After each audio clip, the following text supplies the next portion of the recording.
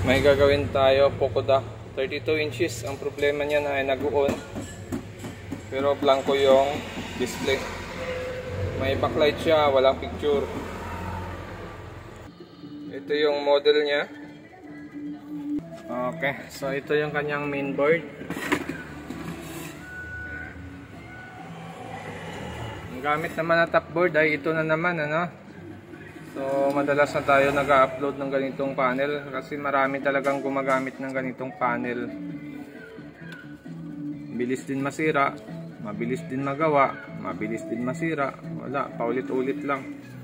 So okay lang, at least nagagawa, ano. Hindi kagaya sa ibang panel na pag nasira, wala nang remedyo, palit na talaga panel. Ito, pag nasira, hanggat hindi nasisira yung pinaka-glass nito, nung nagkaroon ng spot, pwede pa rin siyang ma-repair.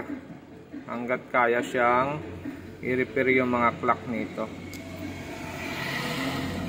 Okay, so gagawin natin dito, diretso na tayo. Check lang natin yung clock signal kung may leak. Pag may leak, matik na yon, yun na yung problema niya. Okay. So ito yung CKB1 natin, CKB1, CKB-B1. Okay, so nasa 9M pa siya. Okay pa yan. Itong CKB2 natin, CKB-B2. Okay, 9M din to. Okay. So ibig sabihin, buo yung ating clock signal. Pero bakit wala siyang display? Yun ang alamin ngayon natin. Bakit wala siyang display? Buo naman yung clock signal natin. Okay, saksak natin ulit. I-check natin yung supply natin. Titingnan natin kung may missing supply. Lipat tayo sa volts. Okay, so ito na. Naka-standby na siya. Power on natin. Yan. Nag-on na siya. Check natin kung may supply tayo rito sa panel. Ito. So, mayroon naman siyang 12, oh. Okay. May 12 siya. Tingnan natin kung may BGH. Okay, wala siyang BGH, oh. Yun. So, bakit wala siyang BGH? Wala namang leak yung signal natin, ano? So, aalamin natin yan. Hahanapin natin ngayon yung 3.3. Check natin kung mayroon. So, mayroon siyang 3.3. 1.8. Hanapin din natin. Ito. Yan. Mayroon din siyang 1.8. Pero, bakit walang DC to DC? Okay, bunot ulit natin. Tapos, resistance ulit tayo. Ulitin natin. Baka nagkamali lang tayo ng reading.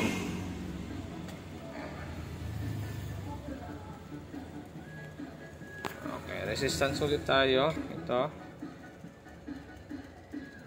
CKB1, CKB-B1.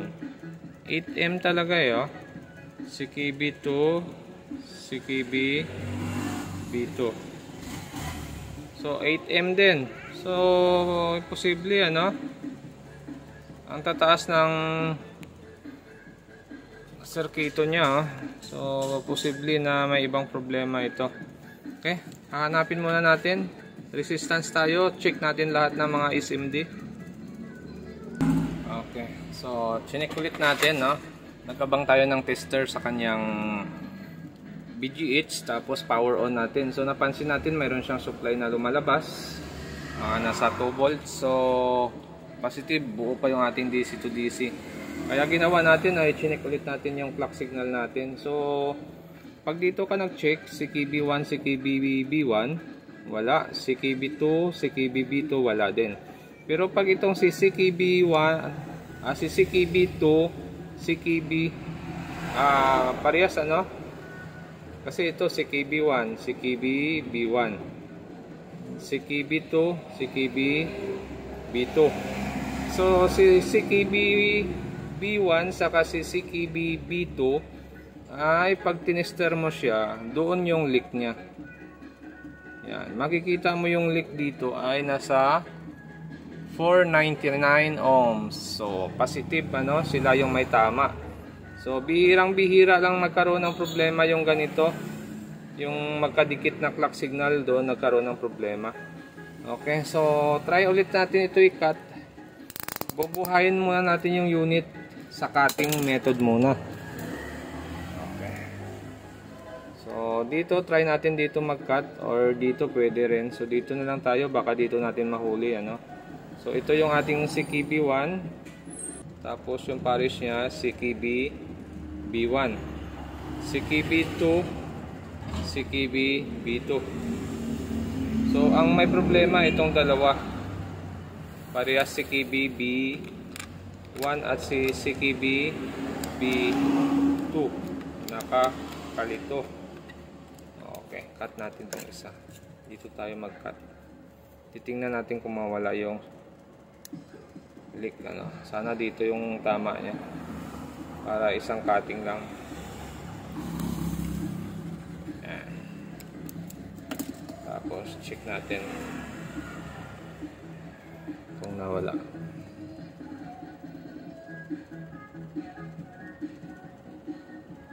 Okay, meron pa rin, ano? Meron pa rin siya. So ibig sabihin hindi dito ang problema niya. Okay, so lipat tayo dito sa kabila. Dito tayo mag-cut. Titingnan natin kung mawala dito.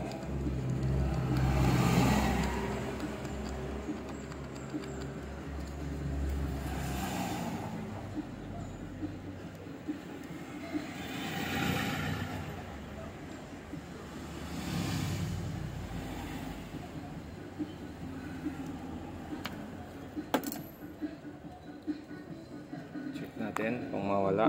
Kung nawala to, ibig sabihin dito yung problema niya. Okay, so ganun din ang setup na gagawin natin dyan. Kakat natin lahat. Okay, so yun, oh, nawala siya, no? Naging 9M na siya. Okay, so babalik ulit natin to. Mali na naman yung cutting natin una, ano? So ganun talaga. Babalik ulit natin to. Tapos kakat natin lahat ng side na yun. Okay, so natapos na natin siya, no? So, akala natin dito na naman yung problema niya. So, ito pala yung side na to buo. Tapos, itong side na to ang may problema. So, mapapansin nyo, kinat natin yung circuit doon sa taas. Tapos, pinagsama natin lahat ng clock signal. May lines man o walang lines, ginawa natin ito. Try natin kung anong mas maganda. Yung ganitong setup ba or yung walang ganitong setup. Tapos, mapapansin nyo yung resistor natin ay 1K. Yan. Nakatap yan sa ating 12 volts. Sa 12 natin kinuha. Hindi natin siya kinuha sa ground. So, titingnan natin to. Obserbahan natin kung ano ang mas effective. Yung nakatap siya sa 12 volts na mayroong 1K resistor, or yung nakatap siya sa may ground na may 1K resistor. So, titingnan natin kung ano yung mas maganda dito. So okay na siya, na-set up na natin siya. Bali ito may problema, ito yung buong side. Ang may leak sa kanya ay yung dalawang CKB B1 saka CKB B2. So magkadikit ang may problema sa kanya. So mapapansin nyo, mayroon na siyang no signal. Yan. Okay. So obserbahan natin to. Lalagyan din natin ng date ito. Titingnan natin kung ano ang mas magandang gamitin sa kanilang dalawa. Yung may supply ba o yung nakatap sa ground. Okay. And tapos 0, 9, 11, 23 CKB. Okay.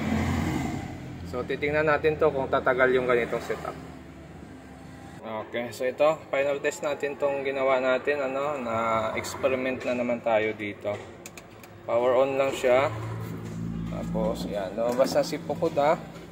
So, mapapansin nyo, itong side na to may problema. At makinis naman yung screen. Lagyan natin ng palabas. Yan. So, mapapansin nyo, makinis naman siya. No? Wala naman siyang hairlines. Tapos, yung kabila, ito yung good natin. Yan. Okay naman yung display niya. So, obserbahan natin to. Titingnan natin kung gaano katagal ang buhay nito pag ang nilagay natin sa damage na side ay 12 volts na supply, kaysa ilagay natin doon yung ground. Okay, so okay na siya, no? So hanggang dito na lang yung video natin, at kung bago lang kayo sa aking channel, huwag kalimutan mag-subscribe sa susunod ulit natin na video.